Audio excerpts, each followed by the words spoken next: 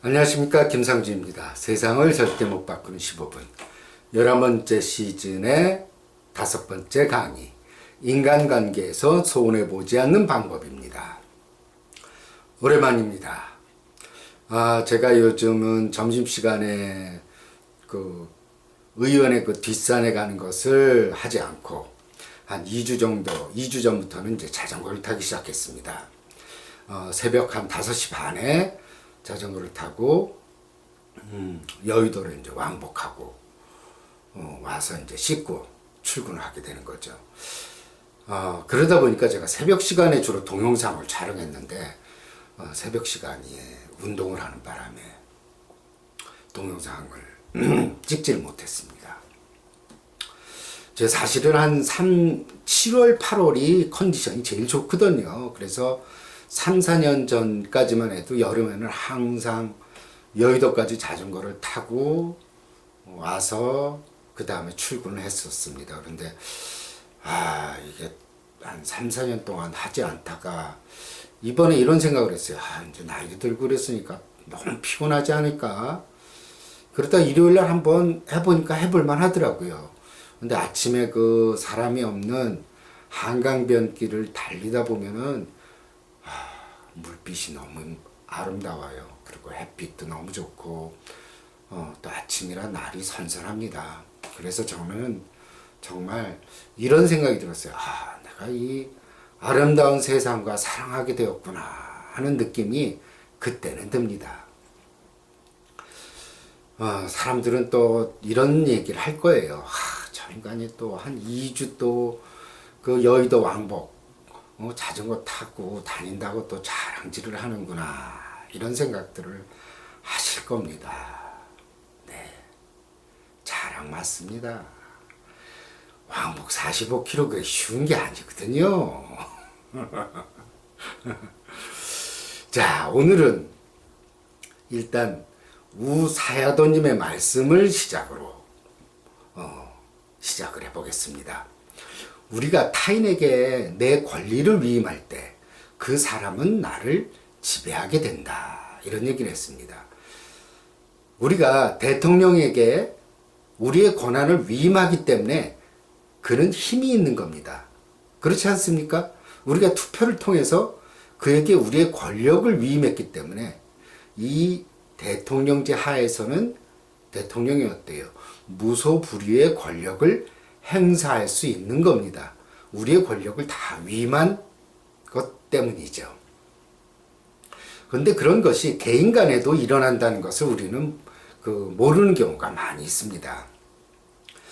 아주 오래전에 제 의원에 다니던 한 분이 이런 하소연을 한 적이 있습니다. 남편이 항상 자신과 같이 있어야 직성이 풀린다는 겁니다. 심지어 이제 비빔국수를 집에서 이렇게 하더라도 비벼주지 않으면 먹질 않는데요. 항상 자기가 비벼줘야 먹는답니다. 그리고 외출이라도 할라 치면 아내가 돌아올 때까지 밤늦게까지 밥을 먹지 않고 기다린답니다. 그게 어린애처럼 시위를 하는 거죠. 네가 내 옆에 없으니까 나는 밥을 먹지 않고 기다리겠다는 겁니다. 물을 한 잔 마시고,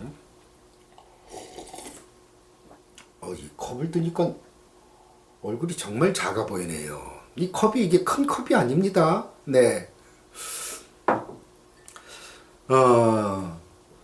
이것이 지나치면 이제 의처증이라고 합니다. 어디를 가도 보고를 해야 되고, 또 시간을 맞춰서 들어와야 되고, 시간이 틀리면 어김없이 싸움이 일어나는 겁니다. 또 한 가지 사례는 제가 이제 알고 있는 지인의 사례인데, 그 경우도 비슷합니다. 아내가 외출하는 걸 극도로 싫어합니다. 그리고 아내가 어디를 가면 자신은 그 아내가 가는데 관심이 없는데도 불구하고 굳이 쫓아다닙니다. 그리고 이제 항상 농담 반, 진담 반으로 너 다른 남자 만나는 거 아니야? 뭐 이런 식으로 얘기를 하고요. 그런데 두 경우 모두 무엇이 문제가 있는 걸까요? 그건 이제 결혼 초부터 한마디로 버릇을 더럽게 들였기 때문이죠. 그냥 남편이 원하는 걸 다 들어주는 것이 사랑이라고 생각해서 다 들어주었기 때문입니다. 그러니까 이제 중년이 되어서도 그 두 부부는 이제 그게 습관이 되어버린 거죠. 그리고 이제 두 사례의 남편들은 모두 이제, 이렇게 아내가 다 해주고 또 다 해주는 걸 원하기 때문에, 자기 혼자 살아갈 힘을 이제 잃어버린 겁니다. 저러다가 이제 아내가 먼저 세상을 떠나면 어때요? 죽은 아내를 그리워하다 따라 죽을지도 모릅니다. 누구는 그걸 순해보라 그러고, 제가 볼 때는 그거는, 의존적 성격, 그 다음에 자기 독립심 결여의 결과라고 저는 생각이 들죠. 그래서, 제가 아까 말씀드린 두 번째 사례의 경우는 이게 더 큰 문제가 이제 자식한테까지 그 집착이 이어지는 거죠. 아내도 자기 마음대로 이제 휘둘르니까 이제 자식도 자기 마음대로 휘두르고 싶어지는 거죠. 다 되는 거예요. 그러니까 아들과 딸이 지금 대학교에 다니고 있음에도 불구하고 문안전화도 안 오면은 난리가 납니다. 아이, 그런데 대학생들이 공부하고 노느라고 바쁘지 무슨 문안전화를 해요, 요즘 세상에. 그냥 거기서 열심히 지방에서 학교 다니면은 그걸로 최고지. 뭘 그걸 문안전화를 하고 연락을 하기를 기다립니까? 무소식이 희소식인 거죠. 그러니까 이게 뭐예요? 집에서 왕이 된 거죠. 그 왕을 누가 만들어 준 겁니까? 그 권력을 다 아내가 위임하는 바람에 왕이 된 거예요. 우리가 투표를 해서 대통령한테 권력을 위임하듯이 말입니다. 그러면 문제는 뭐냐면 아내가 이러다 일찍 죽게 되면 어떻게 될 것 같아요? 이제 자식한테 그 아내에 대한 바람을 그대로 또 물려서 얘기하겠죠. 그런데 그 자식, 딸이나 아들이 결혼이라도 하게 되면 이제 그 집 며느리나 사위는 이제 죽었다고 봐야 됩니다. 왜 너는 자주 인사를 하지 않냐? 뭐, 왜 너는 이거 반찬거리라도 해오지 않냐? 아니면 너는 나랑 같이 살아야 된다? 이런 식의, 이런 것들 때문에 아내가 버릇을 더럽게 들여놓은 것 때문에 자식까지 이게 똥물이 튀는 경우예요. 그러니까는 이게 너무 지나치게 이게 젊어서부터 그 버릇을 갖다가 남편이 좀 싫어하더라도 조금씩 그것을 갖다 혼자 할 수 있게 하는 게 필요합니다. 그래서 당장 지금 뭐 이제 늦었긴 했지만 남편이 섭섭하더라도 자신이 해야 할 일은 이제 시켜야죠. 그리고 혼자 놀 수 있는 방법을 두고 혼자 내버려 두고 섭섭해 하더라도 혼자 외출도 하고, 이런 분들은 평지풍파를 여러 번 겪을 각오를 해야 됩니다. 에휴, 그냥 싸우기 싫어서 그냥 받아준다. 그렇게 되면은 자식한테까지 문제가 생기거든요. 여러 번 싸울 각오해야 됩니다. 예전에 말이에요, 우리 큰 매형이 굉장히 고지식하고 꼼꼼하고 간섭이 심했어요. 누님이 그냥 평생을 한동안 그냥 참고 지냈죠. 참고 지내다가 어느 날 이제 50이 넘어서 너무 화가 나서 집안의 기물을 그냥 다 부셔버린 겁니다. 그랬더니 매형이 너무 놀란 거예요. 아니, 이 사람이 이런 면이 있다니. 그러면서 매형의 기가 많이 죽어서 지금은 그래도 혼자서도 하고 간섭이 많이 덜해졌습니다. 제가 그렇다고 해서 집에 기물을 부시라든지 그런 얘기를 하는 건 아니죠. 이게 폭력을 갖다가 행사하는 건 안 좋은 방법이죠. 극단적인 사례에 불과하다 이겁니다. 이것도 뭐 제 강의를 듣고 내가 집안에 물건을 부셨더니 집이 파산됐다, 뭐 아니면은 뭐 경찰이 와가지고 뭐 폭력으로 내가 잡혀갔다, 이렇게 또 제 핑계를 대면 안 되죠. 네. 어찌됐든 여러 번의 풍파를 겪을, 여러 번의 심한 다툼을 겪을 각오를 하셔야 됩니다. 왜냐하면 숙제라는 게 말이에요, 매일매일 해야 되는 겁니다. 그런데 숙제를 안 하면 어떻게 돼요? 밀린 숙제를 하게 되면은 정말 힘이 듭니다. 그러면은 방학 때 말이에요, 방학 내내 숙제 안 하다가 이제 개학 때 다 돼서 이제 애들한테 숙제를 시키려면, 그 밀린 숙제 시키려는 엄마도 힘들고 숙제를 또 해야 되는 애도 힘듭니다. 마찬가지로 그동안 아내가 또는 남편이 숙제를 갖다가 안 시킨 거거든요. 그렇게 되면은 밀린 숙제를 갖다가 그거를 빠른 시간 내에 해야 되니까 애들은 왜 이렇게 힘이 드냐, 나는 못하겠다, 그러고 엄마는 제대로 좀 해라, 빨리빨리 해라, 너 내일이 계약인데 너 도대체 뭐 하고 있냐 라고 하는 경우가 바로 부부 사이에도 일어나게 되는 겁니다. 그래서 제 생각에는 우리가 착하다고 하는 말, 이게 썩 좋은 게 아니에요. 그 이제 남편들이 우리 아내는 정말 착해요. 그게 뭐 조금 악처가 돼야죠. 이 잘못된 부분들, 그리고 이제 계속 의존하는 부분들은 혼자 할 수 있게 본인한테 섭섭하더라도 할 수 있게 만들어줘야 됩니다. 그래서 그렇게 이제 본인이 스스로 할 수 있게 하지 않으면 문제는 자식한테까지 영향을 미친다는 점에서 책임감을 가지고 밀린 숙제를 시키셔야 합니다. 자, 다음 장 떼겠습니다.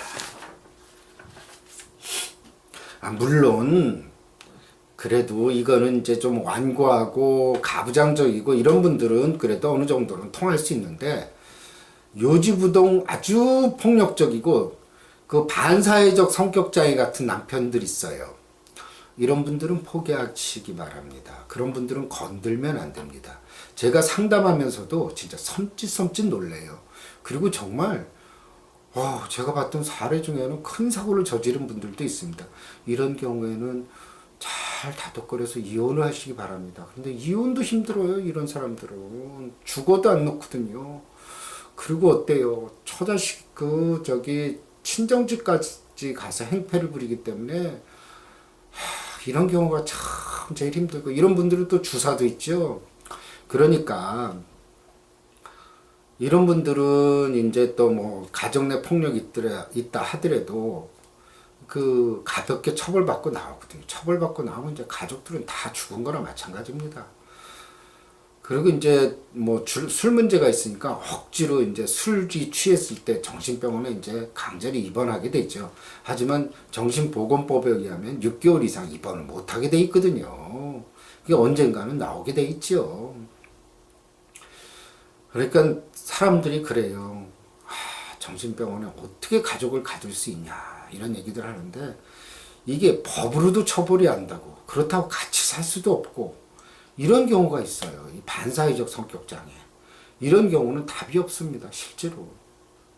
항상 정말 목숨에 생명의 위협을 느끼면서 사는 경우죠. 아니, 직장에서 돈 잘 벌고 가정 내에서 애들 잘 돌보는 그런 사람을 어느 누가 정신병원에 입원을 시키겠습니까? 예. 그런 경우가 저도 참 난감해요. 이런 경우는 진짜 법보다 주먹이 앞서는 경우인데, 그런 안타까운 사례들도 있습니다. 그런 경우는 건들지 마세요. 네. 그러니까 그런 경우에는 가족들이 잠적해 버리잖아요. 그 사람 놔두고.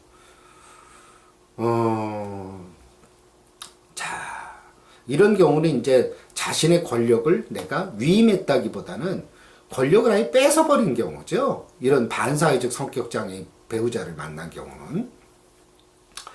또 이제 어떤 남편들 중에서는 간 큰 남편들이 있습니다. 계속해서 이제 바람을 피는데, 그렇게 해서 이제 아내가 속상한데도 불구하고 이제 사과를 하죠. 다시는 안 그러겠다. 내가 이제 개가천선하겠다. 그 부인은 또 믿습니다. 그래, 이번은 마지막이겠지. 그래, 네가 이제 한 50대 됐으니까 이제 너가 이제 뭐 성적 능력도 많이 떨어졌을 거고.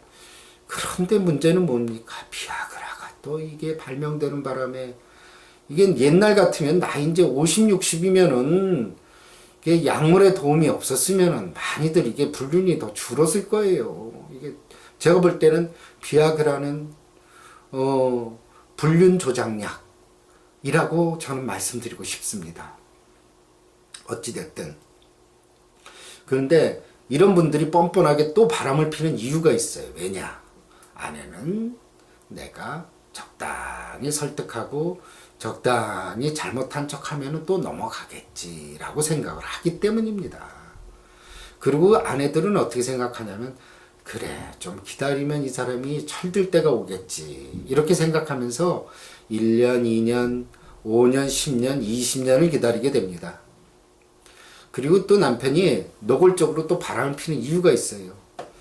저 여자는 내가 아무래도 이혼하자는 얘기 못해. 마음이 약해서. 그래서 또 대놓고 바람을 피는 경우죠. 이런 경우에 있어서는 자식들이 더 잘 알아요. 엄마, 그냥 이혼해. 뭐가 그렇게 아버지가 좋아서 그래. 뭐 무슨 정이 있어서 그래 도대체. 그러면은 또 그래도 조금 있으면 나아지지 않을까? 아니면 나 혼자 살기가 좀 그래서, 이런 얘기들을 또 하기도 합니다. 근데 진짜 잘못 생각하고 있는 거는, 나이가 들수록 불리해지는 것은 남자들입니다. 여자들은 나이가 들어도 혼자 잘 살 수 있어요. 그래서 홀시어머니는 모셔도 홀시아버지는 못 모신다고 하잖아요. 도대체 하는 게 하나도 없어요. 애를 봐줘요. 빨래를 해줘요. 밥을 해줘요. 그러니까는 또 냄새는 나죠. 그러니까는 그냥 홀시아버지는 다 피하죠. 그래도 홀시어머니는, 요즘은 뭐 젊은 사람들이 얼마나 영악합니까? 유용하면 데리고 있고, 유용하지 않으면 같이 있지 않으려고 하거든요. 그런데 나이가 들수록 남자들은 점점 힘이 없어지고, 그리고 또 홀로 살고 또 외로운 걸 견딜 수 없다는 걸 모릅니다, 여자들은. 그래서 그냥 정말 마지막 패로 이혼을 하자고 과감하게 질러볼 필요 있어요. 죽고자 하면 살고, 살고자 하면 죽는 거거든요. 그러면은 도리어 남자들은 움찔합니다. 왜냐? 그래요. 그렇게 해서 이혼했다 칩시다. 지금 사귀고 있는 여자? 글쎄요. 조강지처만한 여자 없다 그러죠. 이 여자 떠나고 나면 자기 독거노인 된다는 거 다 알고 있습니다. 그리고 두 번째, 자식이 이제 자기한테 등 돌린다는 거 알고 있거든요. 자식 찾아오지도 않아요. 바람 피운 아버지를 누가 찾아갑니까? 그러면 정말 독거노인 되는 거예요. 자원봉사자들이 매일 점심 때 가져다 주는 도시락 먹으면서 그렇게 지내야 되는 겁니다. 그런데 남자들이 그렇게 점점 더 힘이 없다는 걸 모르고 세게 질르지를 못해요. 그냥 나 이혼하겠다. 그리고 잘 됐다. 이제 이 사람 뭐 이제 나이도 많고, 그리고 병치레 네 애인이 한번 잘해봐라. 괜히 그 바람 피우고 말썽 피우는 남편 끝까지 데리고 있어봤자 결국엔 병치레뿐이 더합니까? 이제 좀 남자들이요, 바람 피우는 남자들이 언제 바람 안 피는지 아세요? 병석에 누우면 바람 안 핍니다. 그럼 뭐합니까? 바람은 이제 필 수가 없어요. 누워있으니까. 중풍 맞아서, 콩팥이 안 좋아서, 또 눈이 안 보여서, 이렇게 또 여러 가지 성인병으로 누워있으니까 바람 필 힘이 없죠. 그래서 이제 내 품에 돌아온 남편이긴 하지만, 이제 남편 돌보느라고 하루 종일 외출도 하지 못합니다. 그러니까 어때요? 내 인생은 한 남자로 인해서 그냥 자유롭게 한번 살지도 못하고 끝까지 이렇게 지내게 됩니다. 글쎄 이걸 순애보라고 해야 될지 저는 잘 모르겠습니다. 어찌됐든 그렇게 해서 정 바뀌지 않다면 이혼할 수밖에 없고, 마지막 노년은 편안하게 자기 하고 싶은 거 하고, 제일 좋은 건 뭐예요? 남편이 이제 방해하지 않고, 그러니까 마음 공부할 수 있잖아요. 그런 시간이 이제 주어진다는 겁니다. 맨날 남편 바람 필까봐 그거 신경 쓰고, 그거 체크하고 이런 데서 벗어나서 드디어 내 마음 편한 거 보게 되는 시간이거든요. 그러니까는 어때요? 도리어 어떻게 보면은 그 불행이 나에게는 행복 시작이라는 거죠. 그 예수님 말씀에 원수도 사랑하라고 말씀을 하셨습니다. 원수를 어찌 사랑할 수 있습니까? 그건 아주 도가 통한 분들의 이야기이고, 미워하지만 않아도 성인이라고 저는 할 수 있습니다. 우리 주변의 모든 사람들을 다 끌어안고 갈 수는 없습니다. 자신에게 피해를 주고 자신을 착취하고 자신을 이용해 먹는 사람과는 인생을 같이 갈 수 없는 거예요. 그 어리석은 사람과는 가까이 하지 않는 게 상책입니다.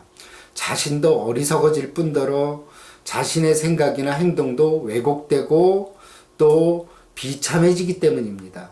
우리는 항상 주변 사람들을 모두 다 끌어안고 가야 한다는 강박관념이 있습니다. 아닙니다. 같이 갈 수 있는 사람만 갈 수 있는 게 인생입니다.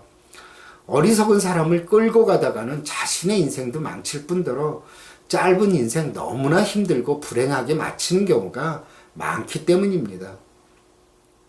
내가 지금 내 권력을 누군가에게 위임을 하고 거기에 휘둘리고 살고 있는지 한번 생각해 보시기 바랍니다. 또한 그 권력을 내가 찾을 수 있는 방법은 무엇인지도 또 생각해 보시기 바랍니다. 이것은 연인 관계에서도 부부 관계에서도 친구 관계에서도 직장의 동료의 관계에서도 흔히 일어나는 일들입니다. 감사합니다.